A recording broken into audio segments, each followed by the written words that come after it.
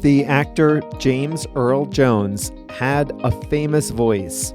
He almost decided not to use it. Hi there, everyone. I'm Jeff, and this is Plain English, where we help you upgrade your English skills with stories about current events and trending topics. In every episode, we tell a story, and in the second half, we show you how to use a common English expression. Today's story is about the actor James Earl Jones. He had a famous voice. His most famous role was as Darth Vader, but he had almost 200 credits to his name over a 70-year acting career. And the incredible thing is, he almost decided not to use his voice at all. You'll learn what I mean in just a minute. In the second half of the lesson, I'll show you how to use the English expression up in the air. This is a really good one to know. Well, they're all good, but this is especially good. This is one you can start using right away. Up in the air. This is episode number 718. So that means JR has uploaded the full lesson to plainenglish.com/718. That includes the transcript, the translations, exercises, and practice opportunities. plainenglish.com/718. Before we start today's story, I'd just like to remind you that the podcast is just one part of how we can help you upgrade your English skills. At plainenglish.com, you can make faster progress with active learning strategies. You can take quizzes, do activities, listen to the fast version of the audio, watch video workshops, practice what you learn, and even join a live call with JR and me. It's all about helping you build your skills to become a better, more confident English speaker. Sound good? Go to plainenglish.com to start your free 14-day trial today. Now, let's jump into today's story.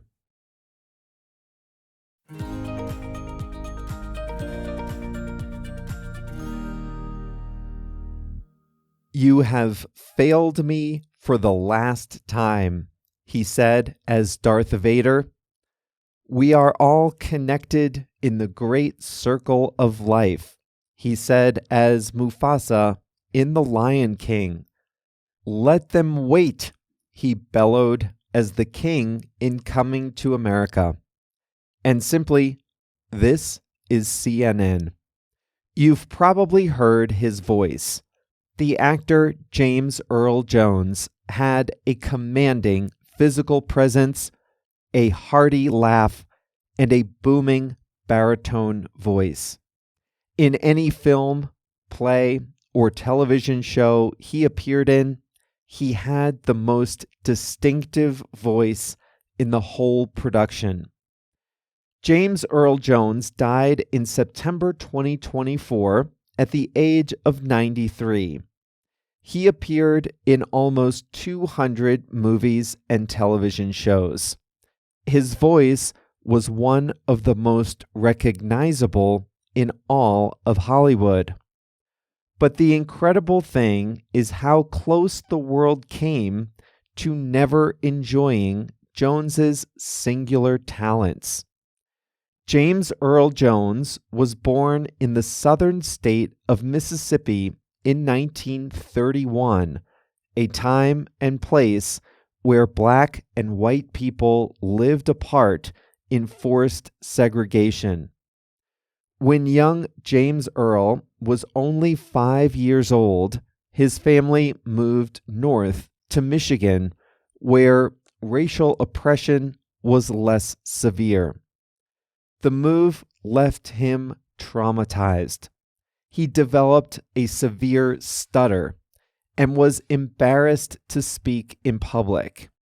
He said in interviews that he went mute between the ages of 8 14. His family and teachers worried he would never speak again. But he did write, and an English teacher convinced him to read his poetry aloud to the class. He discovered that when he was reading, he didn't stutter. And thus was born his love of the stage, of reading lines before crowds. He started his acting career on the stage. In his breakthrough performance on Broadway, he played a boxer in The Great White Hope. He won a Tony Award in 1968 for that role, and then earned an Oscar nomination for the film adaptation 2 years later. Jones enjoyed Shakespeare roles. He played King Lear and Othello, among others, and then came a big break. Director George Lucas was filming the first Star Wars movie. He had an actor playing his uber villain Darth Vader, but his faceless character needed a more fearsome voice. So Lucas called James Earl Jones, and the actor agreed to do 2.5 hours of voice-over work. He became the voice of Darth Vader. He earned a few $1,000s for his work and a place in movie history. His roles after that were most often supporting roles, rarely the main character. He was an authoritative character in Field of Dreams and The Hunt for Red October. He also played in comedies, the king who takes himself too seriously in Coming to America, and a crew member on a military plane in the satire Dr. Strangelove. He voiced the role of the lion Mufasa in the Disney animated movie The Lion King from 1994. He was the driver to Angela Lansbury's character in Driving Miss Daisy. He continued to voice Darth Vader up until 2019. By that time, his career had spanned almost 70 years and 190 screen credits. He counted the civil rights activist Martin Luther King Jr. among his fans. Actors Denzel Washington and Samuel L. Jackson looked up to him. He was considered a trailblazer for Black performers. CNN, the news network, went on the air in 1980. A decade later, they were looking for someone to voice a very short promo that would be played between segments. As a relatively new force in news, the network wanted someone to lend authority to their brand. They knew exactly where to turn. Jones said the whole recording took 5 minutes, but for decades, his voice saying, "This is CNN," played at intervals around the clock in all the countries CNN broadcasts in. In his later years, he returned to Broadway, reprising his role in the stage version of Driving Miss Daisy. He also returned to previous characters. He voiced Mufasa for a remake of The Lion King and played the king in a sequel, Coming to America 2. That was his final film credit. James Earl Jones's voice will live on, not just in his many recorded performances, but also in future Star Wars films. 2 years before his death, he worked with his representatives to sign over the rights to his voice to Lucasfilms. Now, artificial intelligence will be able to recreate his voice as Darth Vader in future Star Wars films.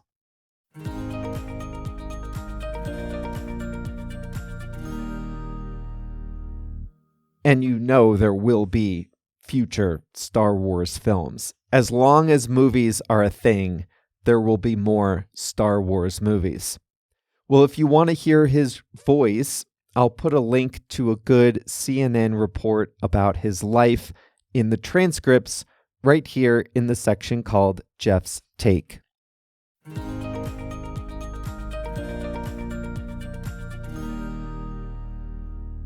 Up in the air.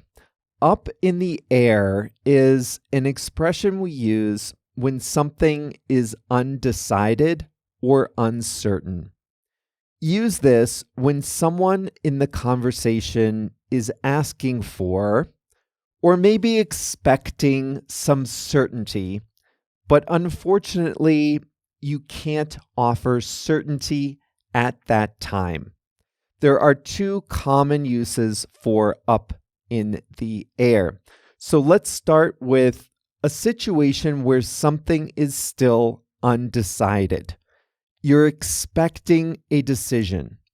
A decision is needed, but a decision has not yet been made. Many of you travel and see family and friends during the winter holidays, Christmas, New Year, Lunar New Year, Hanukkah, what have you. When do you start planning for those holidays? Some people start in September.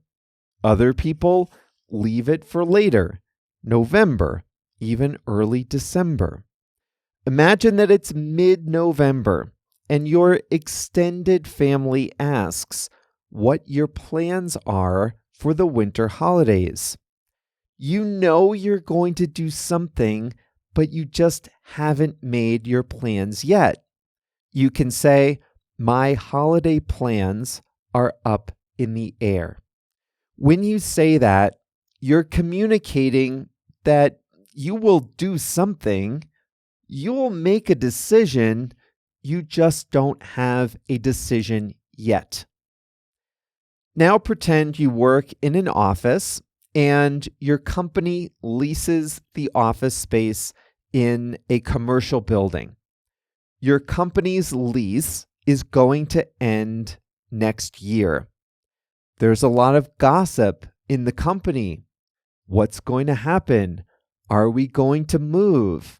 Is the new office going to be nicer than the current office? Or is the company going to sign a new lease for the existing space? A decision is needed.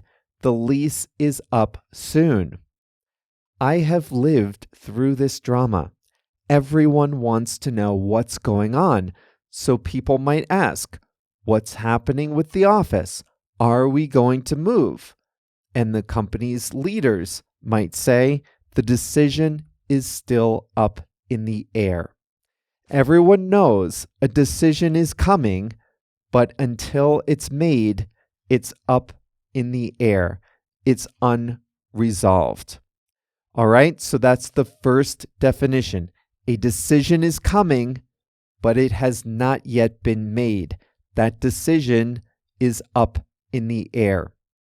The second way to use up in the air is when something is in doubt. The whole future is uncertain. Not one little thing, not just one decision. The whole future of something is uncertain. A lot of nonprofit organizations rely on grants to fund their work. They ask governments or other charities for money, and they use that money to do good work. So imagine you have a nonprofit whose job is to teach kids theater after school. They got a 3-year grant from a wealthy local resident. But at the end of the 3 years, the money ran out and they couldn't find a new source of funding. The organizers are scrambling to get more money to continue the program, but there's no guarantee they will find it. So you can say the theater program is up in the air right now. The whole thing is in doubt. The whole thing is uncertain. It might continue. It might not continue. The program is up in the air. You can also say the program's future is up in the air. Speaking of a future that's up in the air, Willie Nelson is a famous country music singer. He's on tour right now. He's 91 years old. I read an article that said he had a health problem and his doctors told him to rest for a few days so he couldn't perform in his concerts. When that news came out, the rest of his concert tour was up in the air. The future was unclear. Would it happen or would it be canceled? Nobody knew at the time. It might have continued if he recovered, or it might not have continued if the health issue were more serious. In the end, he missed 4 days and got back on stage. Yeah, 91. Entertainment can be a cutthroat business. Sometimes TV shows are canceled because they don't do very well. Other times, shows are canceled for other reasons entirely. Sports fans. In the US, there's a sports program called Inside the NBA. It's about NBA basketball. It's on the TNT cable network, and the show is really popular. But in mid-2024, TNT lost the rights to show NBA games starting in the next season. The announcement came out in 2024. So there was a year left on TNT's contract with the basketball league. What will happen to the show Inside the NBA? Its future is in doubt. Its future is up in the air. Turner, TNT's owner, could conceivably continue Inside the NBA on TNT, but that might not make sense if they have no other basketball programming. What about moving to another network? That would be hard too. So there's one more year left at TNT, but the future of this show is up in the air. The whole future is in doubt. It might survive, it might not. While we wait to find out, we say that the show or the show's future is up in the air. There are a couple of variations of the expression that you might hear in everyday conversation. One is a little up in the air. That softens the uncertainty a little. When you say a little up in the air, that means that things aren't completely decided. There are a few details left to decide.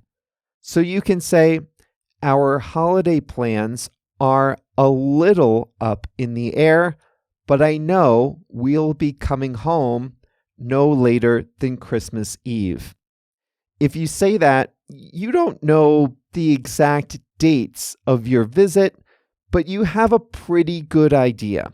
It's a little up in the air, so you might change some details later. You might also hear someone say, still up in the air.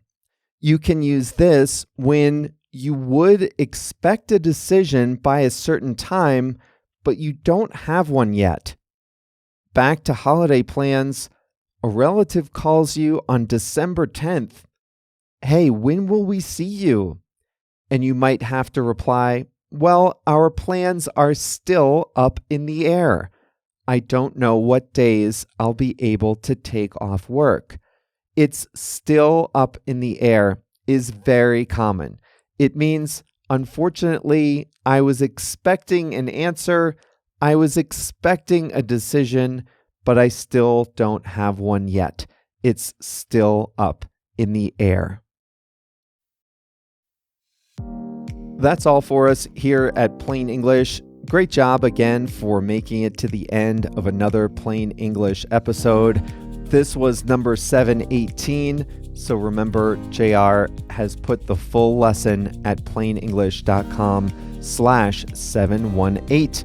We'll be back on Thursday with a new topic. See you then.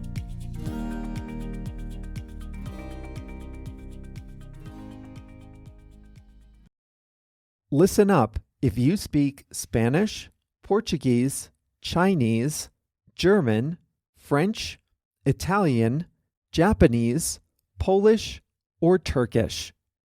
One of the most frustrating things about listening and reading in a second language is being confused by unfamiliar words or phrases. When you listen to Plain English, or when you read the transcript, you probably encounter some words you don't know. When that happens, you have a few options. You can stop the audio, go look up the definition, then return to the episode, find your place, and press play again, but that's exhausting. Or you can just skip it and be confused. That's no fun either.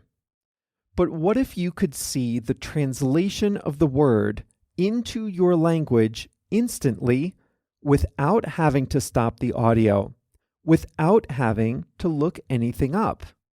Well, you can at plainenglish.com.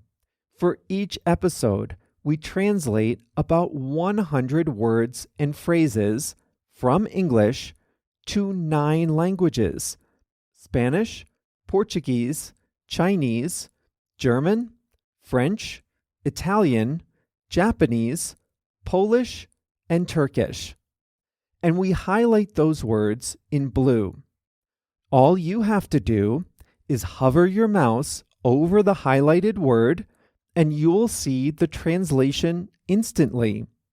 It works great on mobile too. It really makes listening a lot more satisfying, and it's a great way to expand your vocabulary in English. The best way to see these translations is to sign up for a free 14-day trial at plainenglish.com. During your trial, you can read as many transcripts as you like, all with the translations into your language. So sign up for your free trial today at plainenglish.com.